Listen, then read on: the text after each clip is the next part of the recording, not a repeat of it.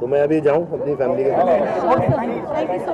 Before I go I just want to request the press, एक छोटी सी request है, एक छोटी सी रिक्वेस्ट है। अगर आप लोग मेरी रिक्वेस्ट मानेंगे मैं बहुत आभारी रहूँगा and I will be very grateful and thankful.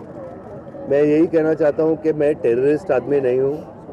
मैं अपने टाडा कोर्ट से बाइज्जत बरी होके निकला था बॉम्ब ब्लास्ट केस से, उसकी कॉन्स्पिरेसी से, टाडा से। मैं आर्म्स एक्ट में कन्विक्ट हुआ हूँ और ये सुप्रीम कोर्ट ने भी कहा है कि सेक्शन 120B ऑफ कॉन्स्पिरेसी से मैं बाइज्जत बरी हूँ। टाडा के जितने भी चार्जेस हैं उससे बाइज्जत बरी हूँ और सिर्फ आर्म्स एक्ट में मुझे सज़ा लगी है। तो मैं प्लीज़ आप लोगों को रिक्वेस्ट करता हूँ, दरख्वास्त करता हूँ कि जब भी आप प्रेस में कुछ बोलें आप मेरे बारे में अगर कई केस के, तो don't mention 93 bomb blast case.